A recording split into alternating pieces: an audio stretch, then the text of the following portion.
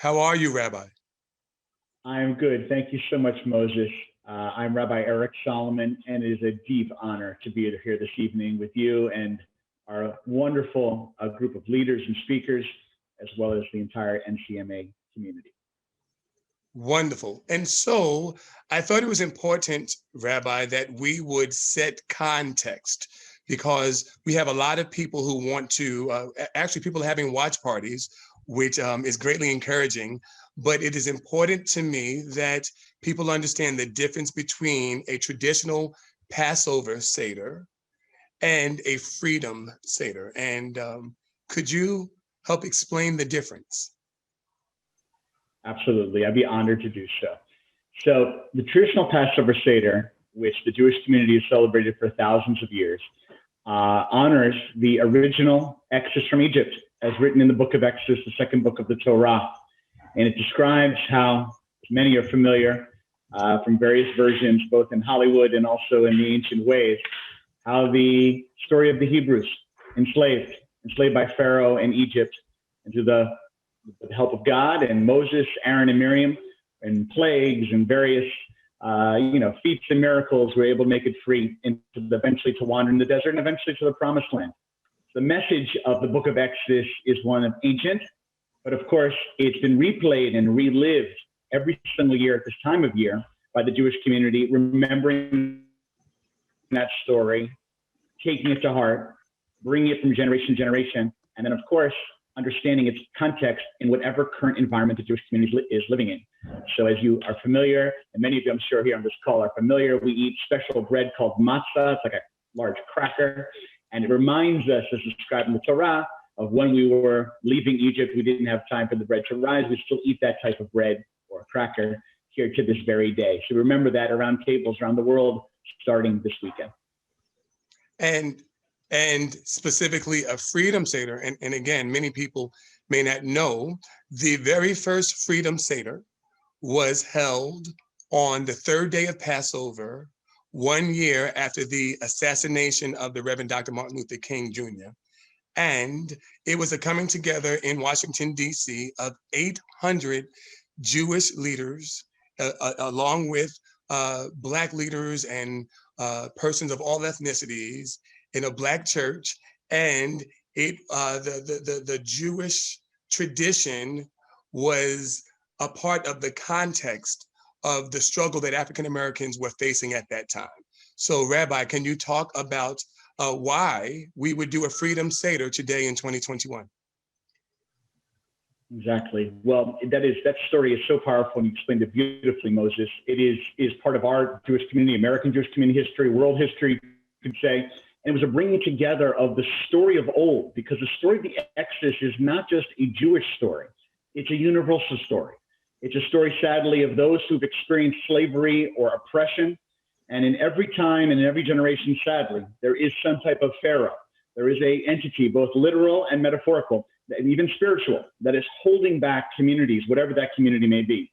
Now, obviously, sadly, in our own story of our own country, in the story of true slavery of African Americans, this is a true statement that there were people not only enslaved historically, but even in 1968, as described, still living under significant discrimination encoded in our society, both in the law and kind of in the practice of the society.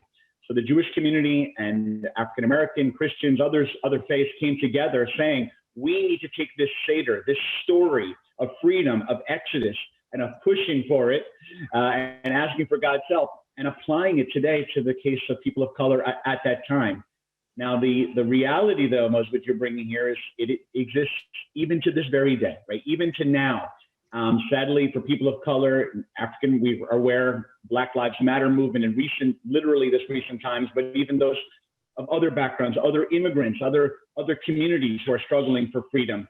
Sadly, there still is anti-Semitism in our own society and the world. So these ills and plagues that we talked about back then are still alive this very day. So I commend the NCMA for saying, let's take this time to create our own Freedom Seder, because sadly, we are still on the road to freedom. And so, again, we have received an overabundance of interest in this wonderful event. I want to reiterate that this is a program. It is not the traditional Passover Seder, but it is our hope, it is our intention that what you receive tonight represents the universality of human experiences. And we will be looking at what resilience looks like, as well as freedom across many different generations and across many different ethnicities. And also, as someone who wrote to me, and I got a chance to speak with them yesterday, this is just the starting point. And so next year, we hope to make it better and better. So I am going to turn it over first to Rabbi Eric Solomon. Can you tell us specifically about the Exodus story before we go to our first clip? And why is that so important overall? Yeah, well, I mean, that story is the foundation story of my people, and the idea that, you know, as we were, all the stories are just the roots. It's what we pass on to my own children. You know, it's a story that I sat around the Passover table with my grandparents, may they rest in peace. We're all immigrants from Europe and Russia. And we sat around a table telling the story of our slavery, our oppression, of what it meant to be lacking freedom and inability to be in worship the way we wanted to worship, and having to stand up with great risk, with Moses' leadership, Miriam and Aaron, with God's help, to stand up against the oppressor of the day. It was not without risk. And then to go and eventually make our way, you know, into the desert and towards the promised land. That vision inspired my own grandparents. You know, they fled Russia and other places, Eastern Europe, for anti-Semitism. When they read that story, I looked in their eyes and they felt that the contemporary version of that story, they understood what it meant. I also, some in my congregants know, or I'm sure on this webinar, know that I'm a relative of distance to Elie Wiesel, may he rest in peace, the great Holocaust survivor who survived the Holocaust and taught and was a great humanitarian. And one of the teachings that he provided, you know, that experience was fundamental. So when I sat with people around my table, my own grandparents, my own grandmother, she would tell the story of her relatives who didn't make it out of Europe and sadly understood the Holocaust as not something far away, but something very close, a current pharaoh, so to speak. So the story is one that we looked at of old, we tell our children, my own children, I educate them, telling them, you come from, your history is slaves in Egypt. But we are working towards freedom. And that story, though, is a story that has touched the hearts and souls of every culture, of every generation across the world. It is a universal story.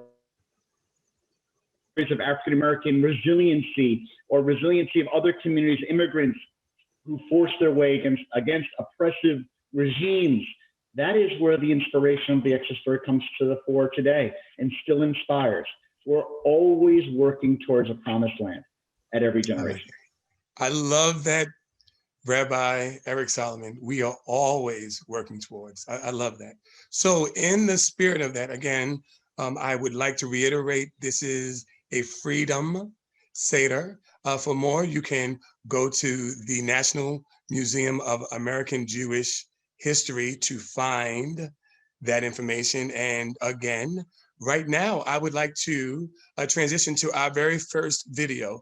Our very first video speaker this evening is the Reverend Dr. Bankole Akinbinu of the Baptist Grove Church. He is the pastor there. And his assignment tonight, if you will be to show the intersection between the Exodus story and present day ills and the fight for social justice. Thank you. I bring you greetings from Baptist Grove Church. My name is Reverend Dr. Bankole Akinbinu, and it is a privilege to participate on this evening. The Word of God is living and active. The vitality and life of the Word of God is seen in the content's ability to speak afresh to the current circumstances of each generation. This is seen most profoundly in the Exodus narrative, the deliverance of God's people from bondage in Egypt to true worship and the land that God had promised them. This narrative provides inspiration for every generation.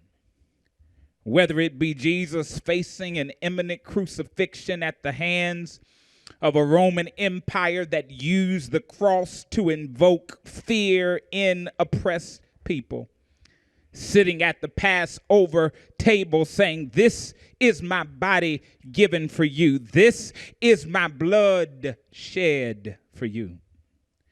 Whether it be slaves ravished from their homeland, brought over in chains, forced into labor, sowing and never getting an opportunity to reap from what they have sown.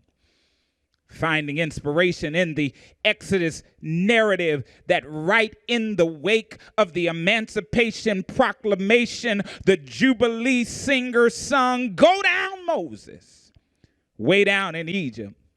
Tell old Pharaoh, let my people go." Whether it be Arthur Vasco passing a military vehicle 8 days after the assassination of Martin Luther King in 1968 that was pointing a machine gun, and he looked at that military vehicle pointing a machine gun and said, "This is Pharaoh's army."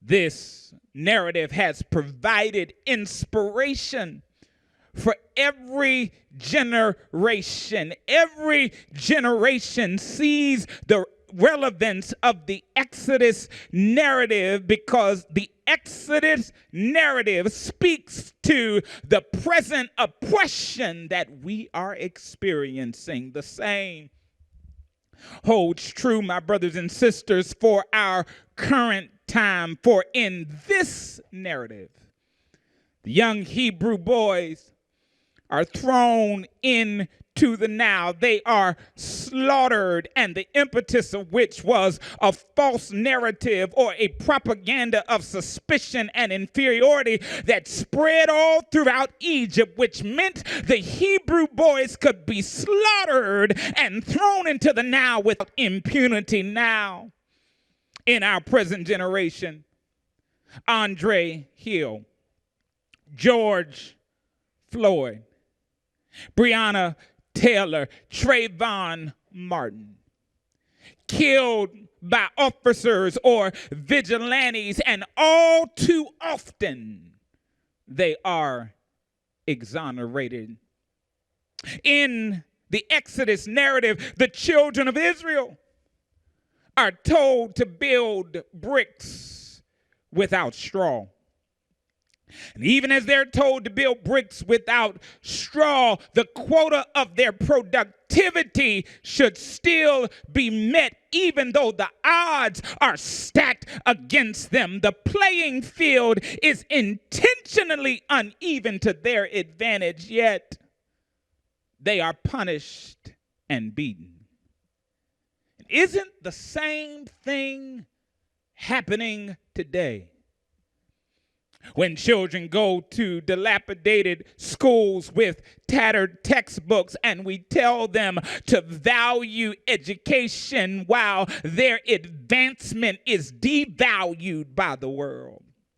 Bricks with no straw. Then some of these same men and women are rounded up and sent to for-profit prisons, punished, but yet forced to play on an uneven playing field, incarcerated with excessive sentences while rich criminals get to pick their prisons. Bricks without straw. We have food deserts where families struggle with access to healthy options, which can reduce life expectancy, sometimes 10 years or more, which means the quality and length of life can sometimes be determined by your zip code. Then they are told to take care of yourself and be healthy. Bricks without straw. Some have multiple jobs, go from job to job, trying to make ends meet, going from job to job just to subsist, working with weary hands and weary feet because they don't have a livable wage, a living wage. We tell them just get an honest living, but yet they are given dishonorable wages, bricks without straw.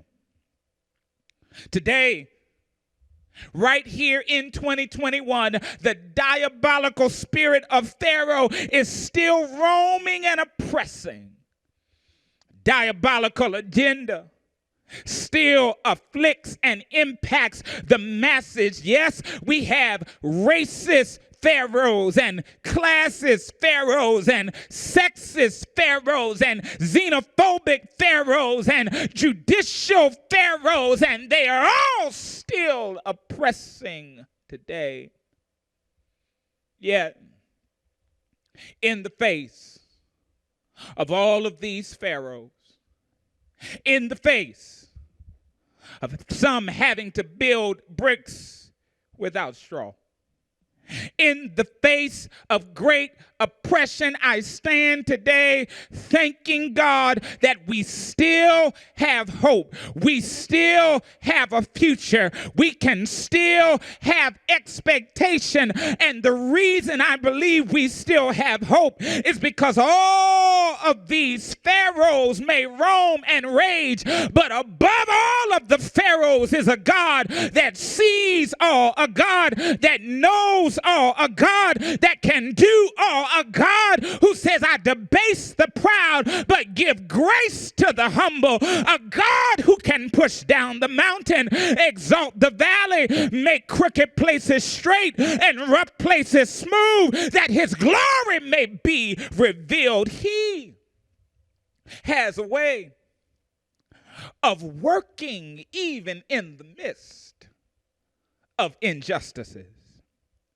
Sometimes, just as he allowed plagues in Egypt, he will allow pandemics that expose the heart of our problems and the fault lines therein. He will allow plagues of violence against some of the sacrosanct places of government to show us that those who live by the sword will die by the sword, and we will reap what we have sown. For no empire is unsusceptible to demise.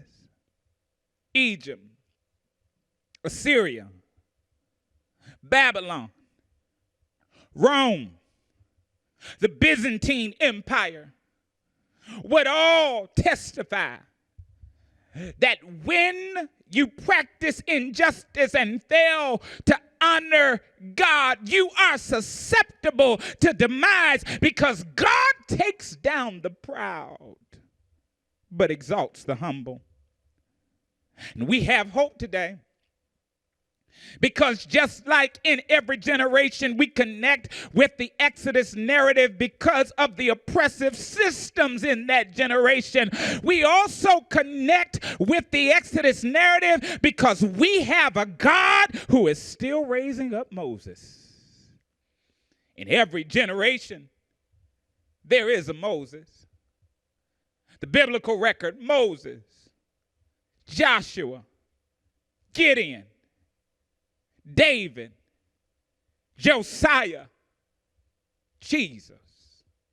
Thanks be unto God, he's still raising up Moses for every generation today. Harriet Tubman and Frederick Douglass and Ida B. Wells and Fannie Lou Hamer and Rosa Parks and Claudette Coughlin and Bob Moses and Martin King and Coretta Scott King and Medgar Evers and Diane Nash and Richard Allen and Jarena Lee and John Lewis, and today Stacey Abrams and Amanda Gorham, and the countless men and women participating in this modern fight for justice. For all who are marching in the spirit of Moses for justice and freedom, understanding and giving that clarion cry that Black Lives matter.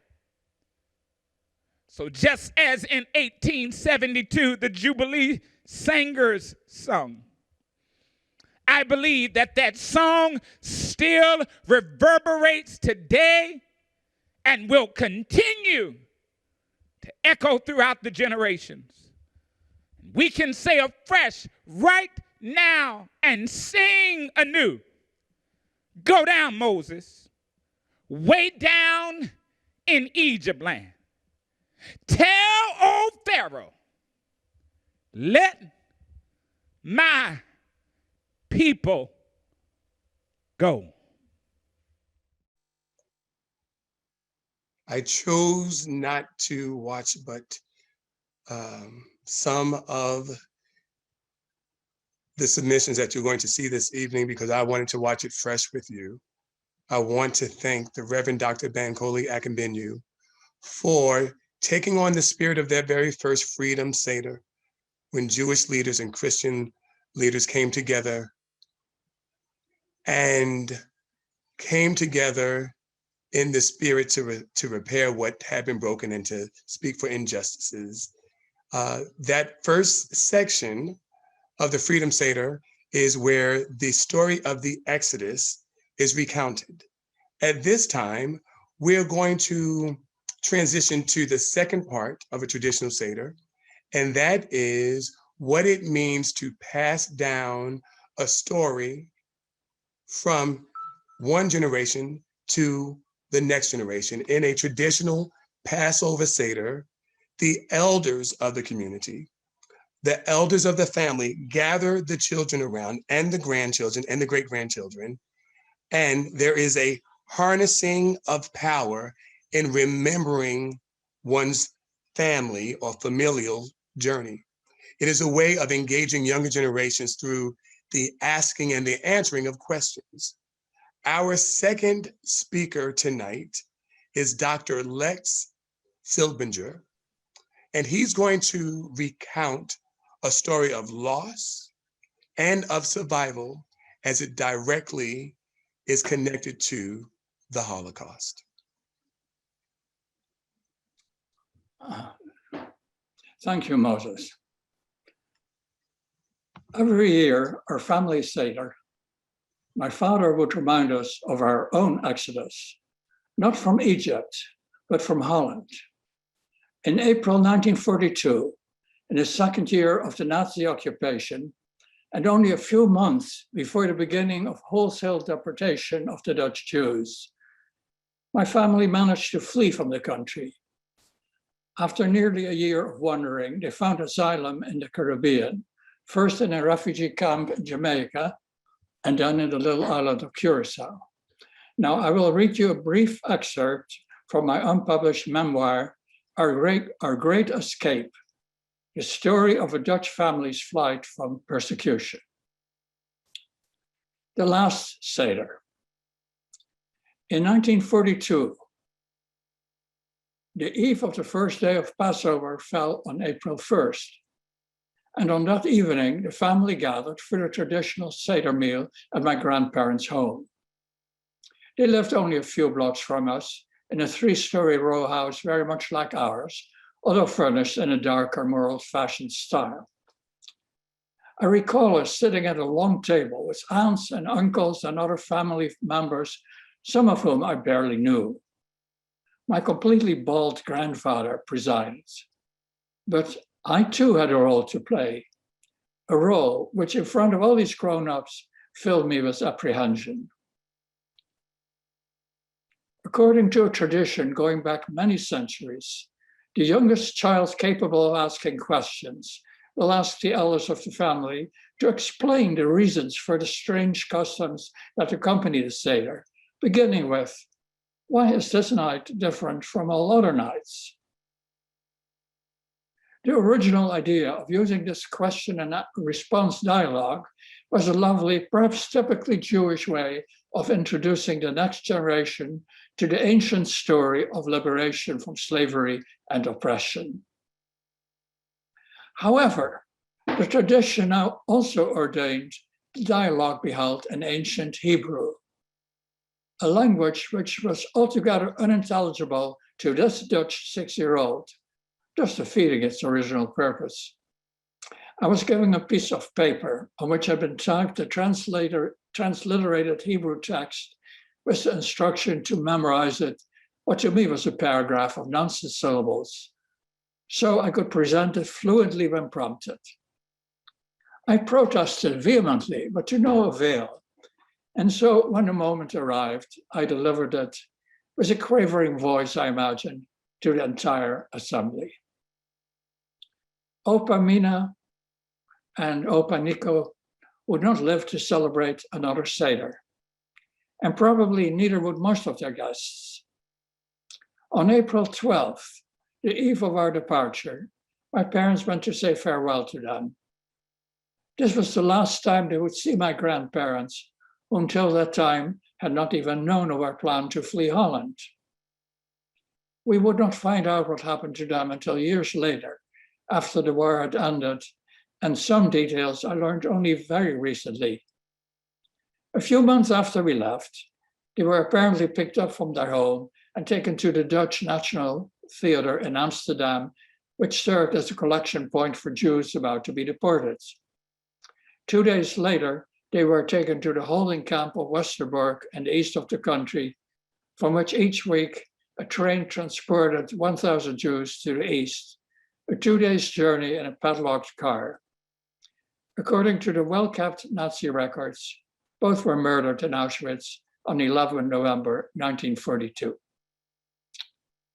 Thank you for hearing my story. I've also asked to be allowed to show some illustrations from our Haggadah. Haggadah is or Haggadah is the service book for the Seder, and there are some very traditional illustrations which you will find in all of them, although they may be done in an individual way. The one I will show you is the one I grew up with, and those images you will see are engraved in my mind and associated with the Seder, including this one, which is the 4 questions. This was published in Amsterdam, 1931, and before it ends, I will say something about the artist. But here you see the family, and in Hebrew on one side and in Dutch on the other side. Why is this evening different from all other evenings? Can we have the next one, Moses, or who's doing this? Thank you. Yeah, this is sort of a close-up of that evening. You can see the typical Passover meal with some of the traditional symbolic foods. Can we go on and to the next slide? And the next thing that happens in the service is the 4 sons, each of which, again, asks questions. What is all this about? They ask it differently. This is the wise son. This is the wicked son. This is the simple son. And this is the one who's too small even to ask questions. In the Haggadah, these questions then are answered, each in a different vein, in a different style. Next slide.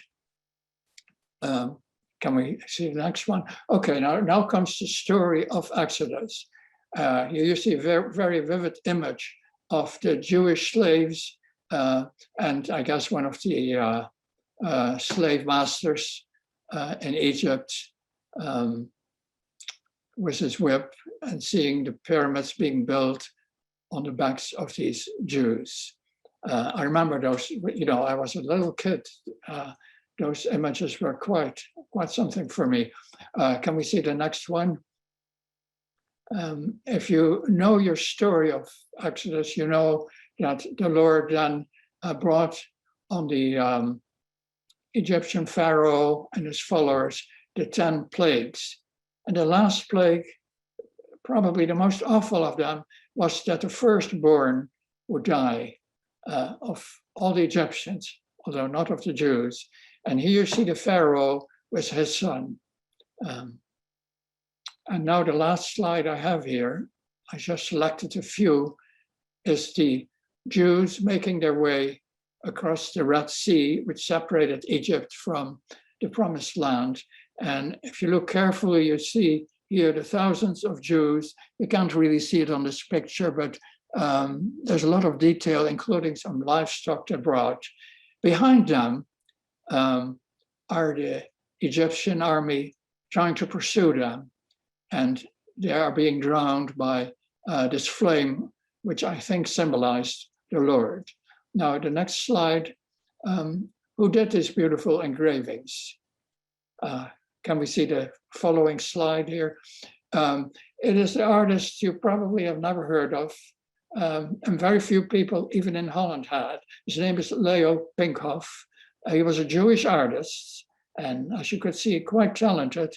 He too died in Sobibor, which is one of the German killing camps. I believe that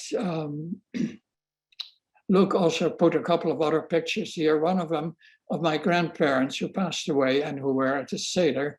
My grandfather, whom I knew as Opa Nico, and my grandmother, Mina Davids. I remember them quite vividly and I loved them. My grandfather would put me on his lap and tell me stories. And then the last slide will show my family at this time before we left.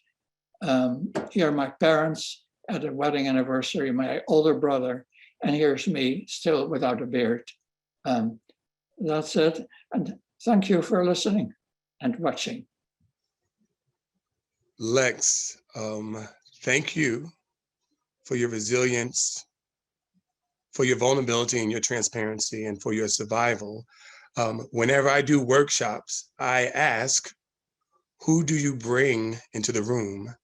And can you talk about how surviving the Holocaust and remembering your grandparents so vividly, how you bring them into the rooms that you're in, how they have been a fuel for you with everything that you have accomplished in your life?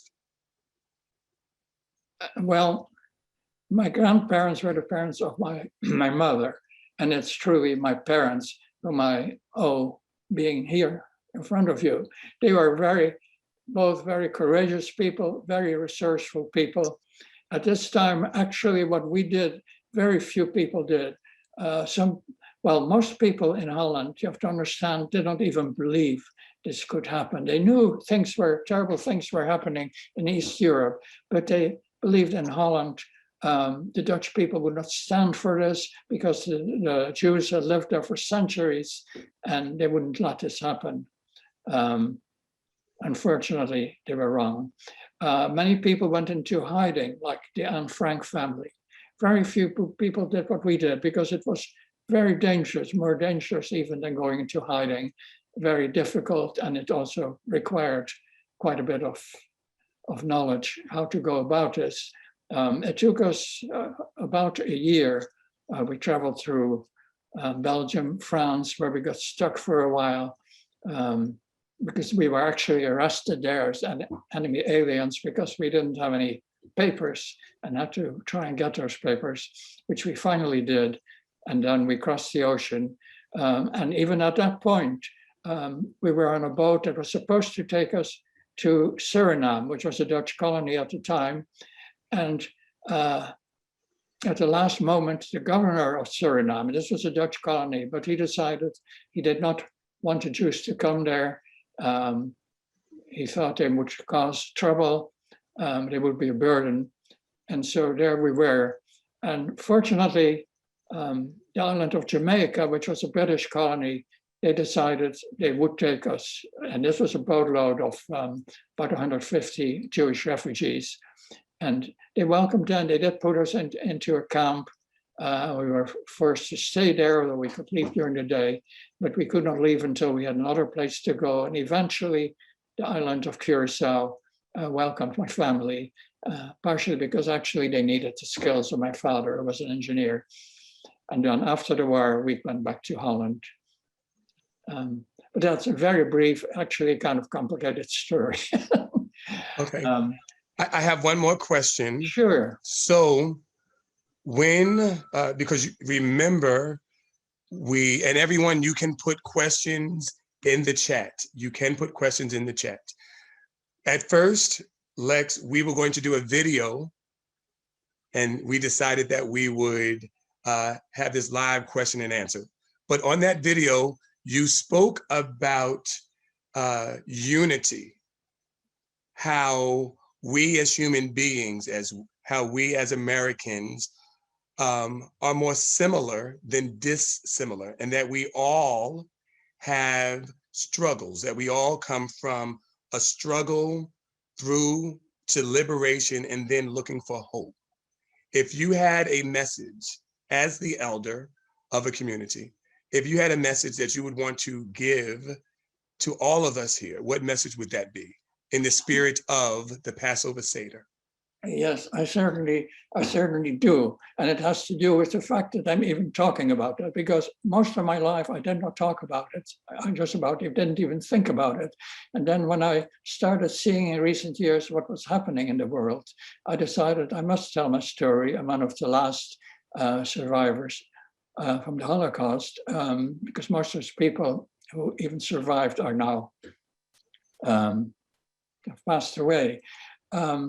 And I began to realize that so much of this kind of thing, and sometimes much worse, is happening.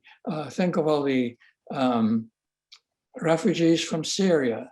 Think of all the thousands of people from Central America who are often with children on their backs. They're trying to get away from the dangers, the poverties, hoping to find a place where they can rebuild their lives. But my point is that those people really aren't any different from us. I mean, sometimes, they speak foreign languages and they look a little different, but under the skin, we are them. We are all really the same. And certainly we Jews had this experience, but I think many, many other groups in the world have. And we must guard against this happening again. There's this kind of a virus. I see right now, today that's happening in Europe, but also in the United States, unfortunately. And just very recently, I think, for instance, of the Asian Americans who it began with them being harassed, spat upon, because they were blamed for the COVID-19. And that matter escalated until we got a violence that happened just very, very recently. And it's this kind of thing we must be absolutely alert to and see it coming and do something about it, and stop this virus of racial hatred. And that's I thank you. Again, we honor you today for your resilience and for your survival. Thank you so much, Lex. All right. And so now we are going to transition to another story of survival. Ms. Angeline Roberts is going to recount her story of escape from civil war in Liberia. God is faithful, and it does come to an end. There's always light at the end of the tunnel. In the darkest hour is the hour before dawn. You hit all at once, but it's not going to last forever. And you will come on the other side. And one day you'll be able to tilt the curtains. You'll be able to understand why those things happen. Sometimes it happens to make you a stronger person, to increase your faith, to be an example for another person.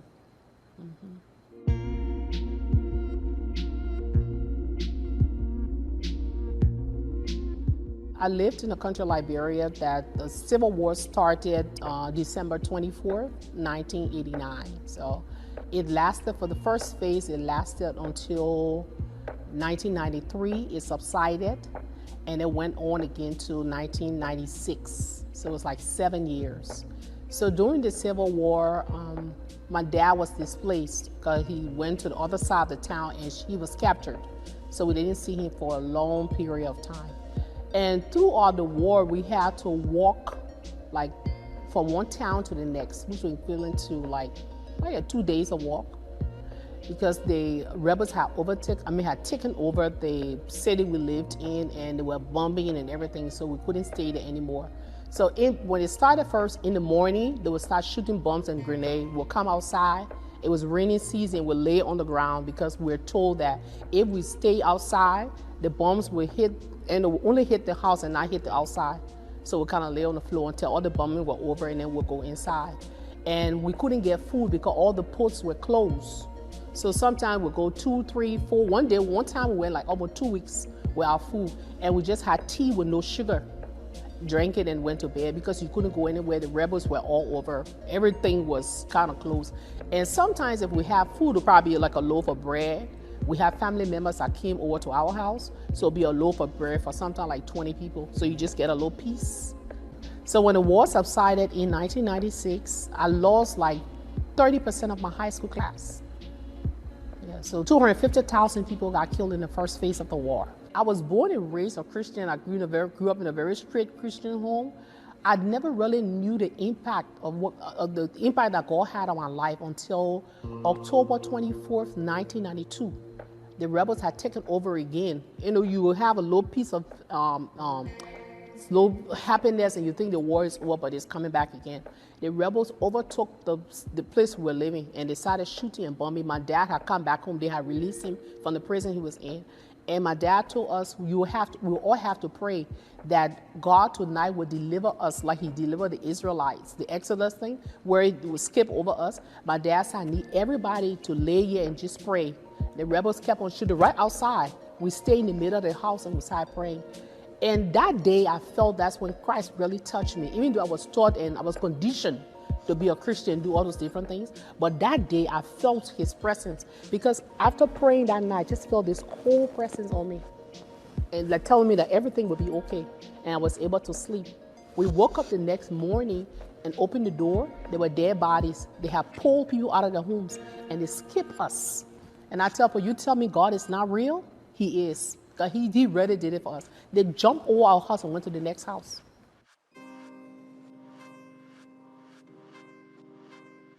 I applied for a visa to the American Embassy and was turned down. And then my mom at the time had a cousin who was the ambassador, the Liberian ambassador to Belgium, and they found a way for me to get there. So that was 97. So I went in, left from Liberia, went to Ivory Coast, which is east of Liberia, and I stayed there for 2 weeks and flew to Belgium. When I got to Ivory Coast, Côte d'Ivoire, it's a French name, I had missed my flight, so I had to stay, and I found some Liberians who would let me stay. The flights were only coming once every 2 weeks. Yeah, so I was like a refugee there too.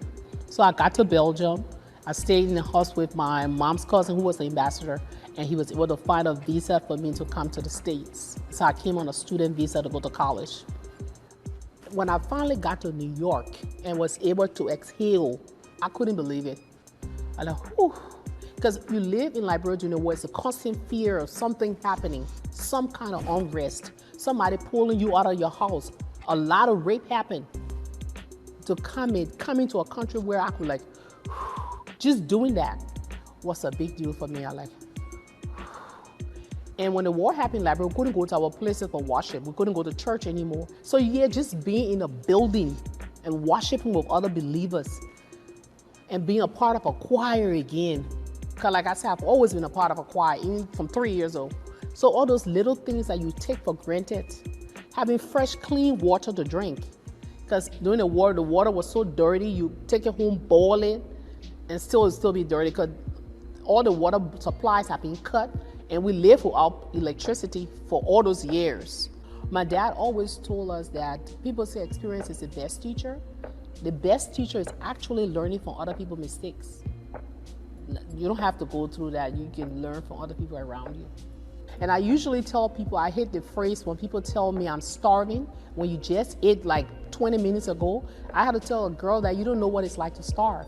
I've been without food for almost 2 weeks, even though it's hard to believe, but you'd be surprised how much God would really help you when those situations really come about.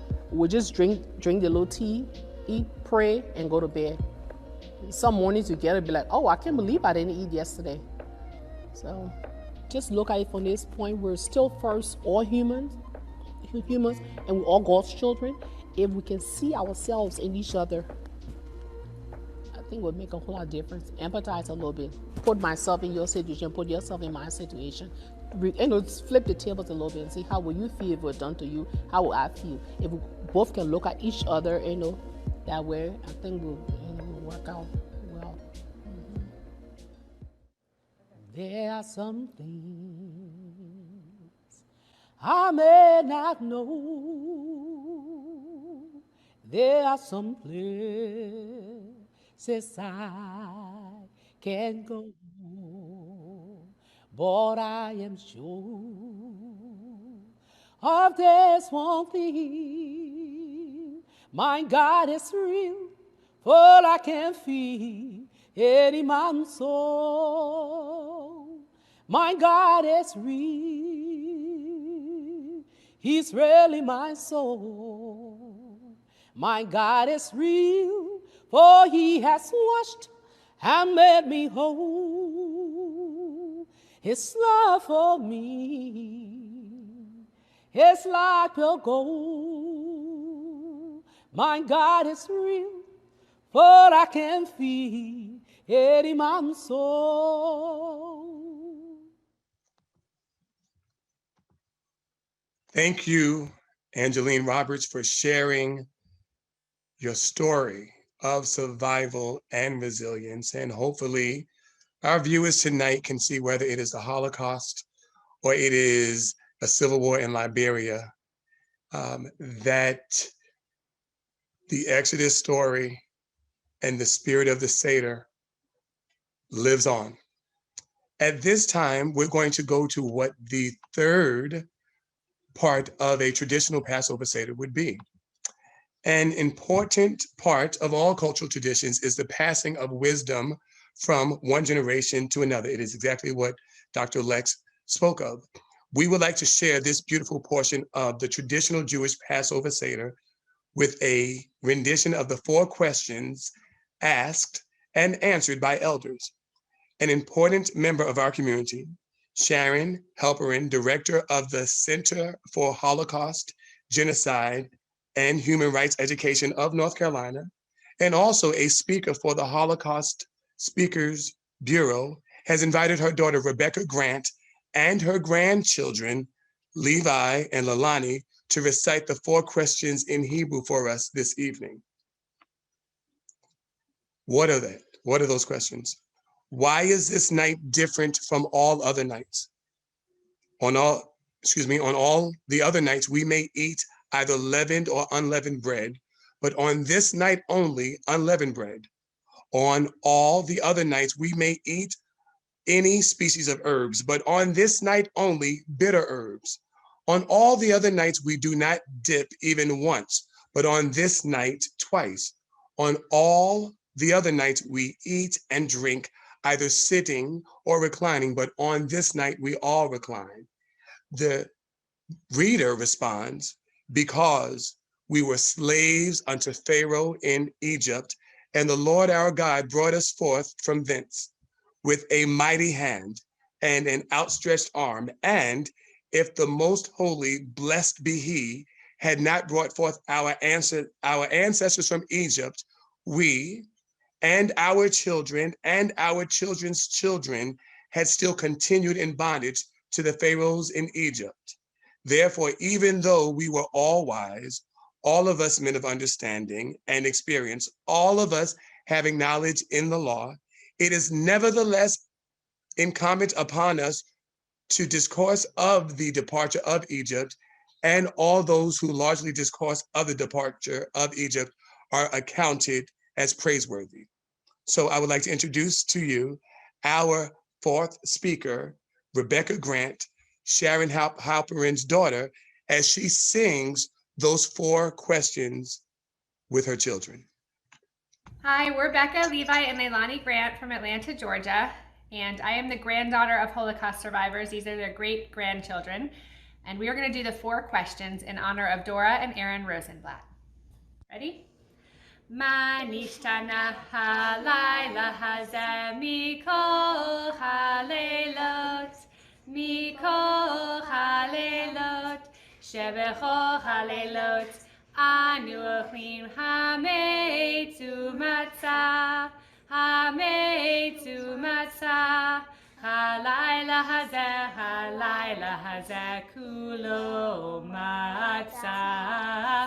הלילה הזה כולו מצה. שבכל הלילות אנו אוכלים שאר ירקות.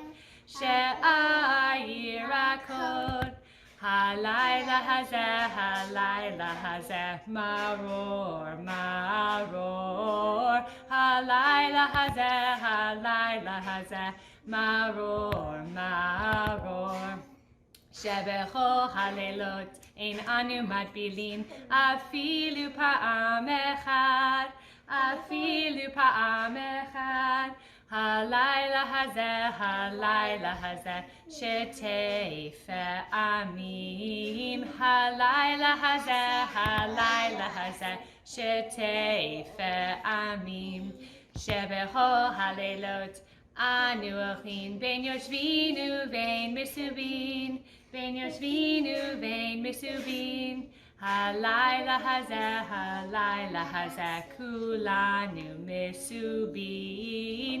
הלילה הזה כולנו מסובין. How wonderful. And I need to make a correction. That was under the second section of a traditional Passover Seder. My apologies. Now we transition to our third section, and we're going to transition to the concept of opening the door for Elijah, opening the door for peace and hope for the future. Elijah can also symbolize those who are not with us. At this time, I would like to invite my dear friend, Steff Rubin, here, and I need to acknowledge that the concept of or the reality of this Freedom Seder is the benefit of our friendship. Many years ago, when I worked at NC State University as the director of its African American Cultural Center, and it was coming upon the 40th anniversary of Dr. King's assassination, Steffi brought this idea to me. And I said, Steffi, said it's not time. And Steffi, look at how far we've come and look at the perfection of it. What Steffi is going to share is a song, is a prayer that she sang while we were acting once, and I asked her to write it out. And it's with me in any office I have that prayer. Steffi, it's on you. Thank you, Moses. I'm Steffi Rubin, and I'm happy to be with you all this evening to recite a prayer that is an ancient Hebrew prayer that is spoken under all occasions. Baruch atah Adonai Eloheinu melech haolam shehecheyanu v'kiyamanu v'higiyanu lazman hazeh. Blessed are you, Lord our God, King of the universe, who has granted us life and has sustained us and has brought us to this time. As I said, this prayer is sung in Jewish homes to sanctify every special occasion, to express gratitude for being granted the privilege of life and sustenance. Given this most unusual year, I'm sure each one of us is able to connect with the sentiment of this ancient Hebrew prayer, understanding all too well that nothing is guaranteed, and that everything, especially life itself, is a precious gift. Chag Pesach Sameach. Happy Passover to everyone. Steffi, you know how I felt when I first heard that, how the comments are saying beautifully and meaningfully done. Thank you for this service. Can you just sing that song one more time for me? Okay. Baruch atah Adonai Eloheinu melech haolam shehecheyanu v'kiyamanu v'higiyanu lazman hazeh. Thank you so much. Thank you. Thank you for bringing the idea of a Freedom Seder to me for here in Raleigh, and hopefully you, as you're watching, your vision for collaboration. And hopefully that's something special for you. Thank you. Thank you, Moses.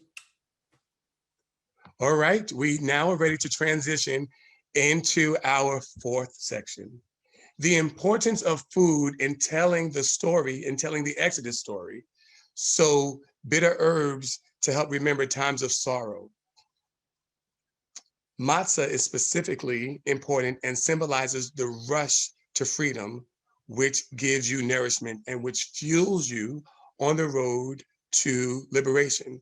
There are other parts of the story that help us to remember the mortar that built the temples and the pyramids, and different food as pathways that invoke similar memories and experiences.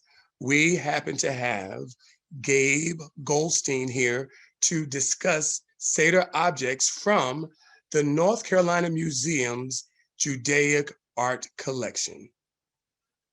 Gabe, welcome. So good evening. I'm Gabe Goldstein. I'm the consulting curator of Judaic Art at the North Carolina Museum of Art. And it's truly a privilege to be here. We commented as we were planning this evening that it's a partnership that involved Moses and Gabriel, and that sort of set us very much on the right pathway. And what I want to discuss with you this evening is parts of the collection and the gallery on display at the North Carolina Museum of Art, which is privileged to have really a foremost collection and display of Judaic art, and to look at those objects and how we can learn from the artistry, from the history, and from the symbolism of these ritual objects and the foods that they would carry and hold in the Seder service.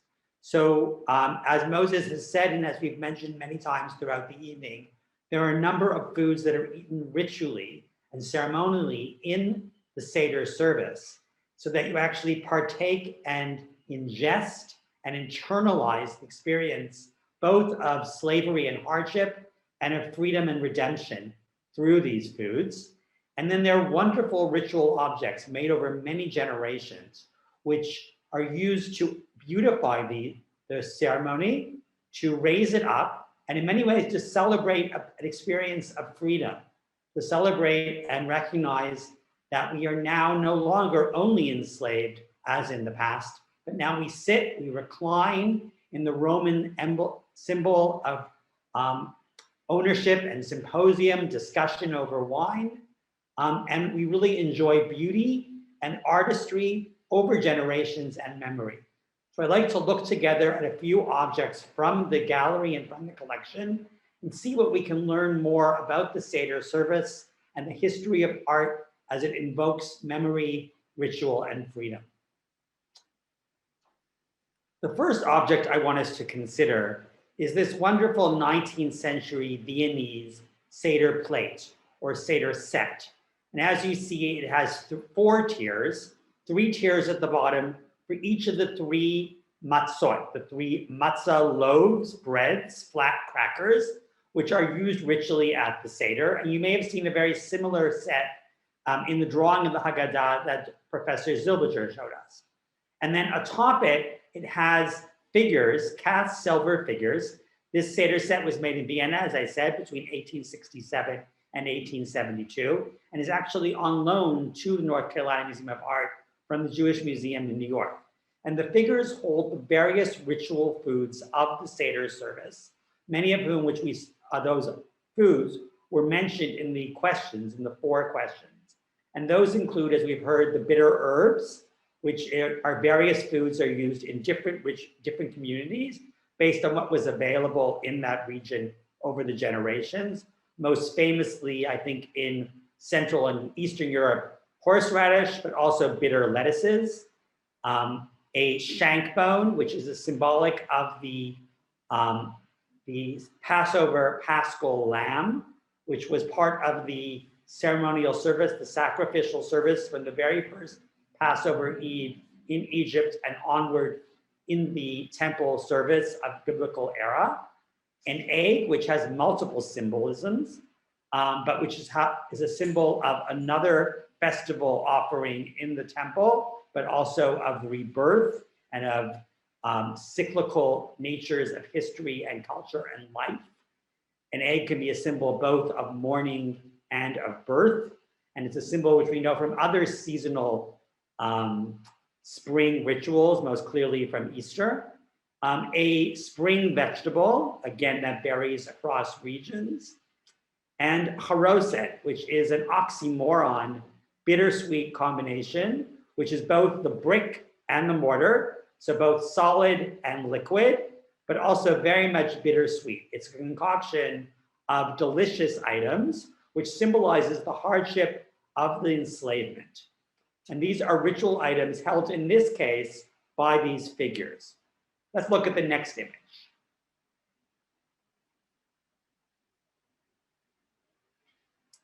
So this is a very different looking, again, multi-layered Passover Seder set.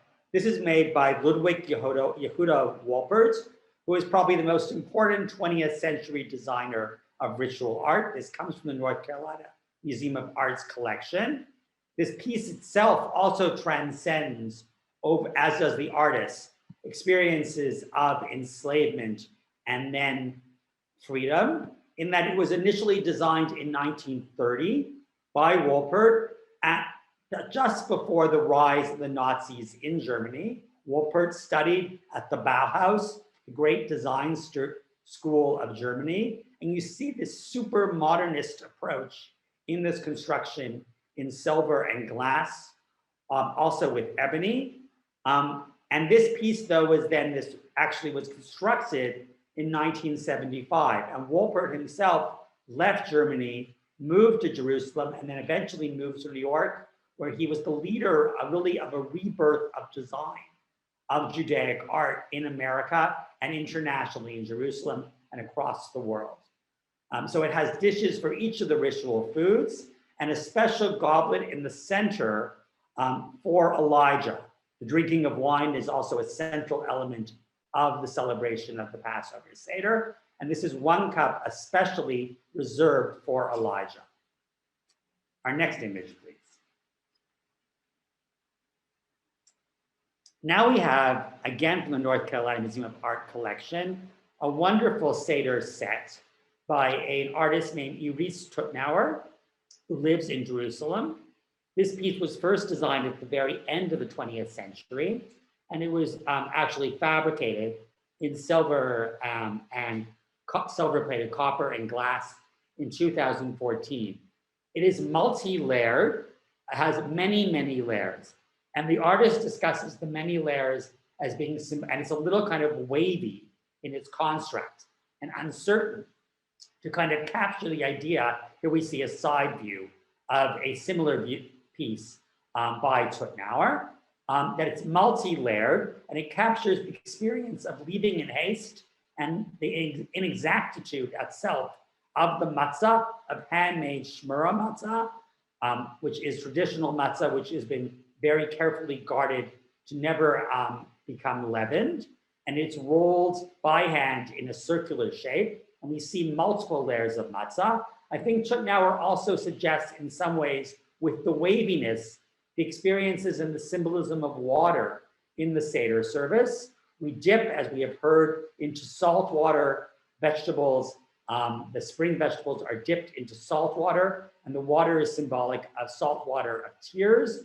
But water also has to do with the miraculous and rebirth, with the experiences of crossing the Red Sea and the experiences of purification. So Tutnauer brings up many different ideas in her Seder set and combines them in this very kind of postmodernist view. And I think it's very important that we also realize that this is a woman silversmith.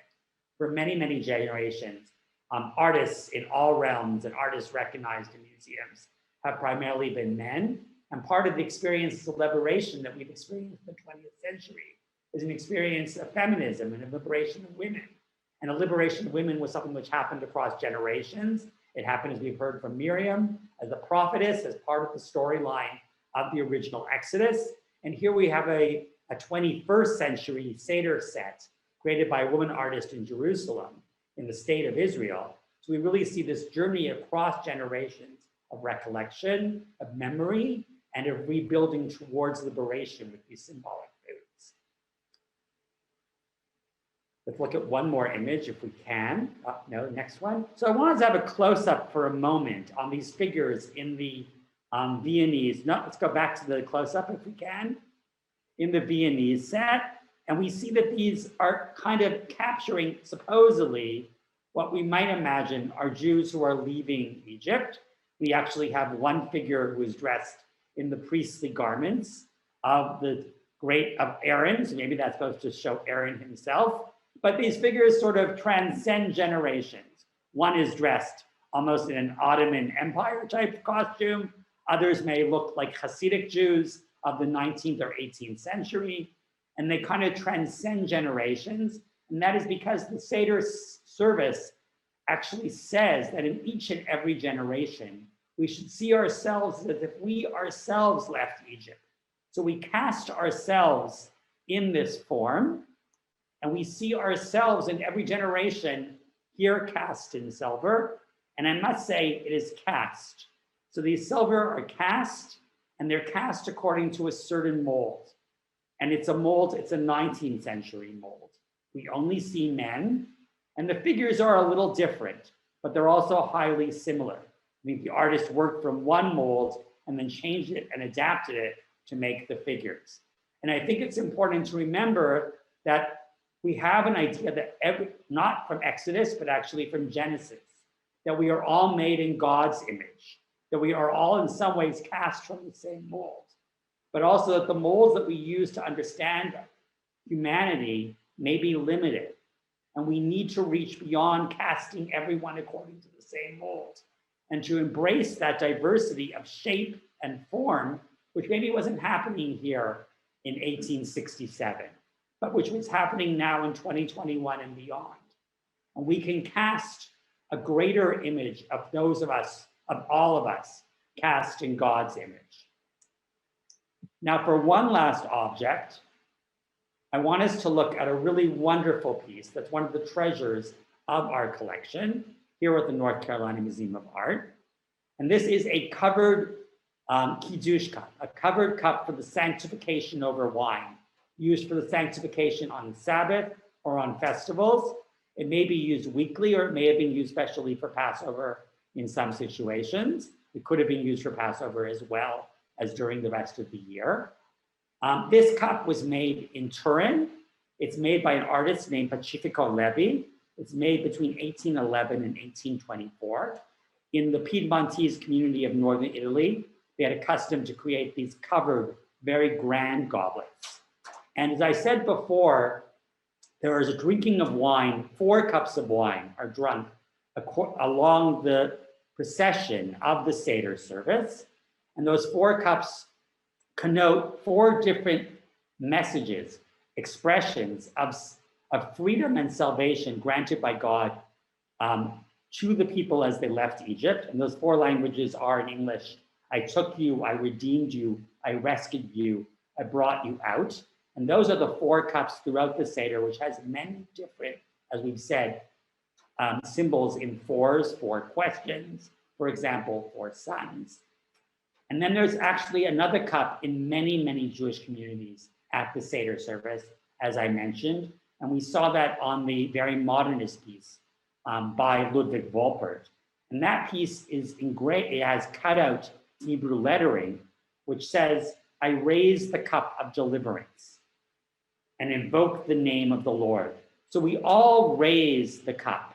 We raise the cup and toast with wine to the spirit of deliverance. Deliverance that is an ancient tradition invoked in food, invoked in memory, invoked in these objects. And we look to our spiritual growth and deliverance. And in this year where we have all experienced plague, where we've all experienced loss, where we increasingly recognize injustice, we raise the cup and reach forward to deliverance, reach forward to casting ourselves in the image of God, in a recognition of broad humanity and salvation, and a recognition of beauty cherished across generations. And we see this conversation of beauty and tradition evolving from the 19th century, the 20th century, to the 21st century in these objects. And it reaches back, all the way back to ancient Egypt. And I'll put a plug in for the ancient Egypt mummies exhibition at the North Carolina Museum of Art, but it reaches forward towards deliverance. And when we think of food at the Seder, we think of memories and cherished sharing. And that's not only sharing of ritual foods, but it's sharing of a joyous meal together. And so many families, have this loving traditions and recipes passed over, that's the term, from generation to generation. And in many families, not only could they not have imagined a Seder without matzah or bitter herbs, they can't imagine it without their grandmother's chicken soup and matzah balls. And so we look at the beauty, we look at cherished family traditions, and we look at artistry, and we look at universality, and step forward and raise our glasses, raise our cups high towards deliverance. Gabe, I definitely am raising my glass today in the spirit of deliverance, in the spirit that we all can reach forward. We have one question, and then I want you to make sure that you explain the distinction of our Judaic Gallery. We have one question that says, how unusual is that last work that we saw, the 4 cups? How unusual is this as a work of figurative Jewish art? So that's a great question. It's not as unusual as you might imagine. There is tension within Judaic tradition stemming from the second commandment of the 10 against graven images. But there are many works of Judaica which feature figural art, and those were allowed within certain contexts. This was an object which was used in a home ritual, not in the synagogue, which may have allowed it to have greater comfort. But we do find sculptural imagery, usually in bas-relief, not a full figural 3D image, in synagogue objects as well. But we also do find figural art. But you're right that in many communities in the Jewish tradition, it was not used. And very often it was in communities in the Islamic world where there was a much more stringent tradition towards banning graven imagery, where Jewish art also refrains from that. But in Christian communities with a very strong tradition of figural art, you do find it more frequent. Well, thank you for that. Before we close, hey everyone, I said an hour and 10 minutes, I was off a little bit. Can you speak about our Judaic Gallery and its distinction here in the United States? I certainly can, and I'm very proud of the gallery and of the collection. North Carolina Museum of Art is really the only encyclopedic art museum in the country to have a major gallery and collection concentrating on art of the Judaic tradition. The gallery began many years ago. We've recently, in the new building, have really expanded it and continue to expand the collection. And it works hand in hand with the quality and brilliance of art elsewhere in the museum. And it shows works of Judaic ritual art from centers across the world, in Europe and in China and throughout Asia and Africa, and the variety of ritual objects in a variety of media. So I encourage all of you, the museum is open by appointment, to come to see the gallery and really to be able to understand the beauty of Judaic tradition, its artistry and its symbolism. Well, I want to say thank you. Dan, you've heard this in the very first meeting we had about this program, and now I want to say it to all viewers. The very first day, not my first day on the job, but the Friday before when I was touring both buildings, as you know, Dan, when I entered into the Judaic Gallery, perhaps it is my religious upbringing, perhaps it is being born with the name Moses, but when I walked into the Judaic Gallery, I asked my director, can I have a moment? Because I felt a specialness in that room. And that is our hope for each of you all tonight. I love the way that Rebecca Grant described herself as a grandchild and her children as great-grandchildren of survivors of the Holocaust. I'm a part-time genealogist, and I am a 5th, 6th, and 7th great-grandson of survivors of American slavery. And it is our hope that tonight, that based on your comments, that we can see in the spirit of the Passover Seder, we can find ways to collaborate, to unite, and to stand together against all struggles. I see no other questions. Thank you all so much for participating. And I have learned from my good friend Steffi, usually Passover Seders end with a phrase that says, next year in Jerusalem. And because we're doing this virtually, maybe we can look at this next year together. Have a wonderful night, everyone.